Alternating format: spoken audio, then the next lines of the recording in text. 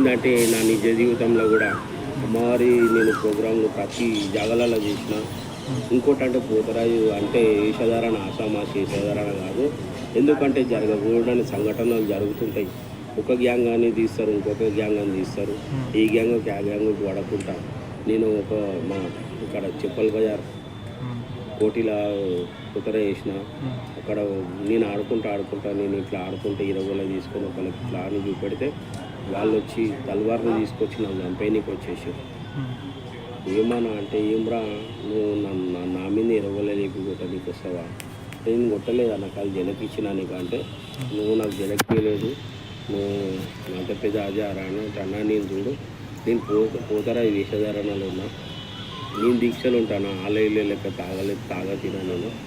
నువ్వు చంపుతా అంటున్నావు కదా, చంపేసేసి అట్లేం లేదు, నీకు తప్పు అనిపిస్తే నన్ను చంపేసేయాలా అని ఇట్లా ఇరవైలో ఇడిసబెట్టేసి ఇట్లా బండి ఎదురుగా నిలబడితే ఆ తలవారు తీసుకొచ్చి ఇట్లా ముంగడి దాకా తీసుకొచ్చి ఆపేసేసి ఏం కనిపించిందేమో నా ముఖంలో ఆపేసి 20 మంది వచ్చారు ఒకటేసారి నన్ను అటాక్ చేయని.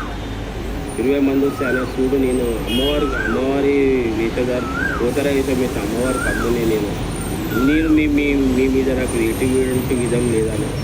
ఏంటంటే నేను భక్తి భావనలు ఆడుకుంటా అన్నాను కానీ నాతో ఏమనేది తప్పైతే క్షమించాను అన్న. నేను కావాల్సుకుని నేను ఏమనలేదు. అంతా మీకు తప్ప అనిపిస్తే నువ్వు ఏం చేసుకున్నావు అనేసి చేతుల్లో పట్టేసి ముఖం నుంచి తలవారు దగ్గర తీసుకొచ్చింది, మళ్ళీ తీసేసి అటువంటి వీళ్ళు పోతరాజు వేషాలు వేయించుకుంటారు. ఆర్గనైజర్లు ఉంటారు, ఎక్కడనో చేస్తారు, ఎక్కడో మంచి అయినా చెడ్డైనా ఎవరికైతే బ్రదర్ మేమే అనుభవించాలి కదా. అదొకటి. ఇంకోటి మాకు ఆడుతుంటే చేస్తుంటే సీసం పింగాలు గుచ్చుకుంటాయి. దగ్గర పొద్దుగాల సాయంత్రం 4 గంటలకు ప్రోగ్రామ్, 6 గంటలకు ప్రోగ్రామ్ స్టార్ట్ అయితే పొద్దున అయిపోయే వరకు 3, 4, 5 అయిపోతుంది. తెల్లారిపోయిన రోజులు కూడా ఉన్నాయి మాకు. అయిపోయినా కూడా మన నెక్స్ట్ డే ప్రోగ్రామ్ ఉంటుంది. నెక్స్ట్ డే ప్రోగ్రామ్ ఉన్నా మేము అమ్మని నమ్ముకొని మళ్ళీ నెక్స్ట్ డే ప్రోగ్రామ్ కూడా మళ్ళీ పొద్దున తయారై మళ్ళీ యథావిధిగా ఒక టైం మధ్యాహ్నం టైం భోజనం అన్న పాలన కాదు మళ్ళీ పోతాం ప్రోగ్రామ్స్. ఈ మాకు 7 వారాలు కూడా ఆమెనే నమ్ముకొని మేము ప్రోగ్రాములు చేస్తాము.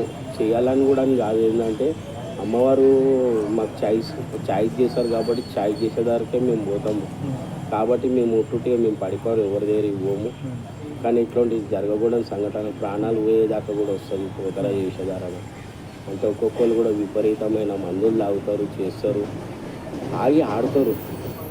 అది ఏమవుతుంది అంటే దమ్ము మెసలకుండా ఇట్లా ఛాతీ ఒకటేసారి ఇట్లా కొట్టుకుంటుంటే ఏమైతే ఒక్కోసారి స్ట్రోక్ వచ్చేస్తుంది.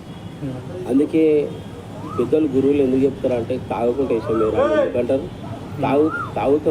తాగితే అది అమ్మవారు వేషం వేసి పోతర వేషం వేసి తాగి వీళ్ళు చేసుకున్న పొరపాట్ల దిక్కని ఆడ ప్రాణ నష్టం అయిపోతే ఏమంటారు, వీనికి ఎవడో మంత్రకాడు చేసిండు, వీనికి ఎవడో ఏమో చేసిండు, వీనికి పడనోడు ఎవడేమో చేసాడు చచ్చిపోయిన రాబోయి ఆ మంత్రకాడు చేసిండు ఈ మంత్రకాడు చేసిండు అని అంటారు. కానీ ఏంటంటే ఆ జమానాలో అవన్నీ ఉంటుంటే ఇప్పటికి కూడా ఉంటాయి. కానీ ఏంటంటే ఇప్పటికి అన్నీ తక్కువైనాయి. కానీ ఏంటంటే మనం ఒక పద్ధతి ప్రకారంగా ఒక దీక్ష ప్రకారంగా చేయాలని ఎందుకంటామంటే ఇందుకే బాగా విపరీతమైన తాగుడు తాగి విపరీతమైన తిండి ఆడితే ఆయాసం అవుతుంది కదా, ఎవరికైనా అవుతుంది ఆయాసం. బాగా తాగితే ఆడతాం ఆడలేము. అదే ఆడుకుంటూ దమ్మొచ్చి ఏమైతే స్టోక్ వస్తుంది. అందుకే తాగొద్దు. నీతి నియమం మన దీక్షతో ఉంటే మనకు కూడా మంచిగా ఉంటుంది, మనకు కూడా బ్లెస్సింగ్ దొరుకుతుంది అని నా ఉద్దేశం.